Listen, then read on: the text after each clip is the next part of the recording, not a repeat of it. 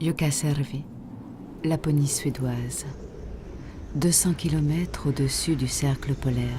C'est la fin de l'hiver. Tursnusetnu.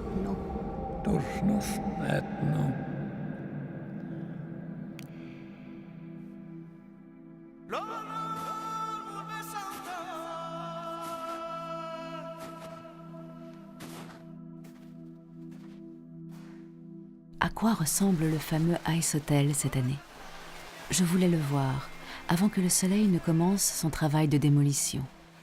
Dans quelle chambre allais-je faire mon baptême de nuit polaire? La suite 307, Art déco.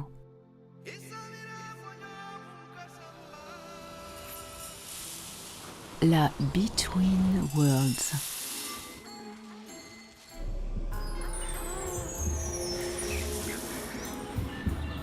Arne, le directeur artistique, a essayé de m'expliquer autour d'une vodka pourquoi ce lieu éphémère change de caractère chaque année.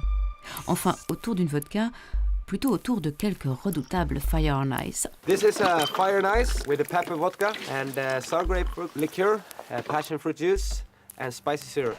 Varsågod. Yes. I like contrast. Cheers. This works. It's beautiful. Wow.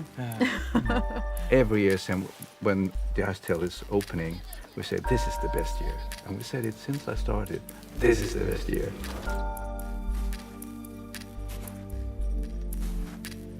The Torno area is so clean, so the ice really doesn't have a color. It depends on the light, because it's like every day changing. So I can have one favorite room one time and another favorite And the room another light time. and the textures Yeah. change. It's very subtle. Sometimes it's blue, sometimes it's green, and sometimes other colors. Feeling the source. Yeah, feel the source.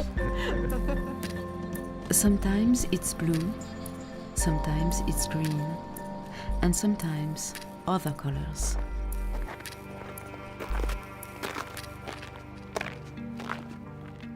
Durant le vol pour Kiruna via Stockholm, j'ai lu d'un trait cette belle expérience de Sylvain Tesson, seul dans sa cabane en Sibérie.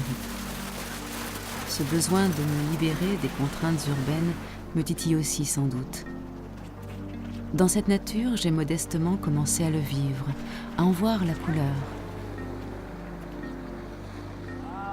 Je ne sais pas pourquoi, c'est dans ces décors blancs et froids que j'ai l'impression de venir me nettoyer de cette chape urbaine et moderne.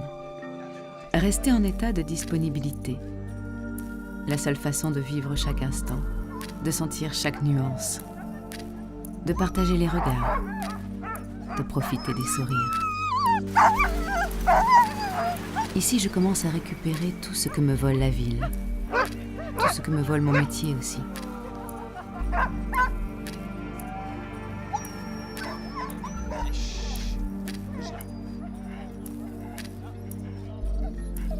Le bonheur d'être sur le chemin.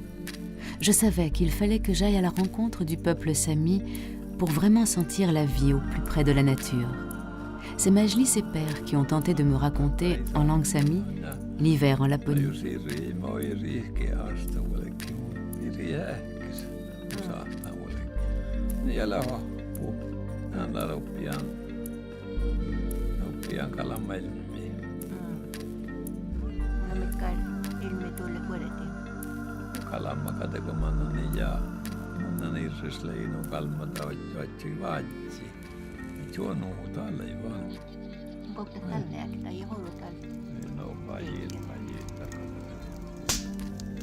Tout en faisant fumer et cuire du renne, Niels m'explique que c'est l'animal incontournable dans ces contrées du bout du monde. Lors du baptême d'un enfant, le père lui offrait une femelle renne.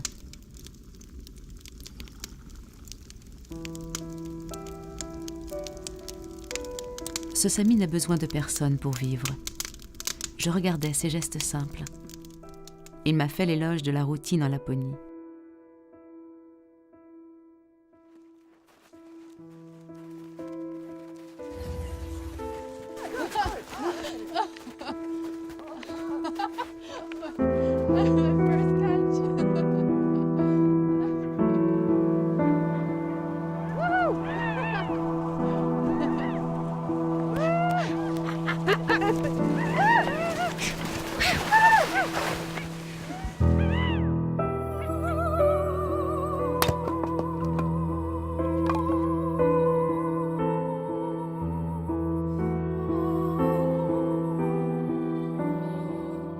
Sur une terre surpeuplée, surchauffée, bruyante, une cabane forestière, un feu de bois et une fenêtre ouverte sur un lac me reconnectent à la vie.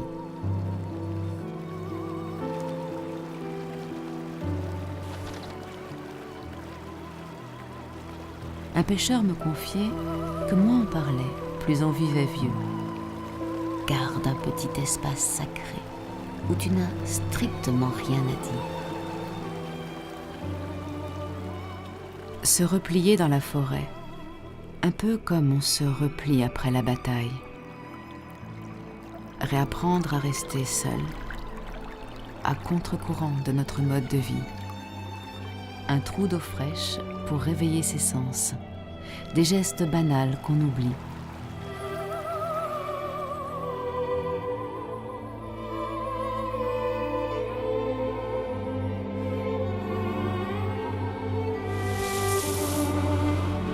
Toujours d'après ce pêcheur, les lapons lavaient leurs bébés dans la neige jusqu'à ce qu'ils ne respirent plus, puis ils les jetaient dans un bain d'eau chaude.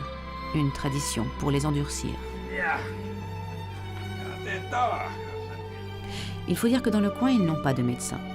Ils ne connaissent pas la maladie.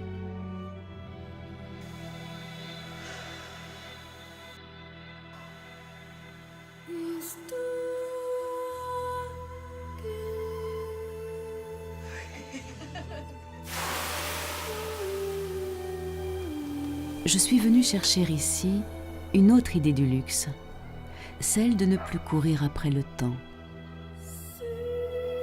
Le regarder filer, le traverser, ne pas le subir, parvenir à lui être indifférent.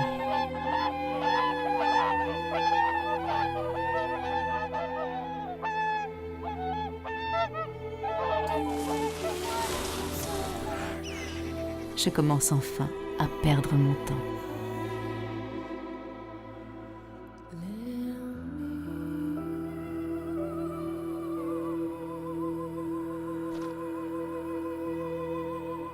C'est dans la suite 302 que j'allais finalement faire mon baptême de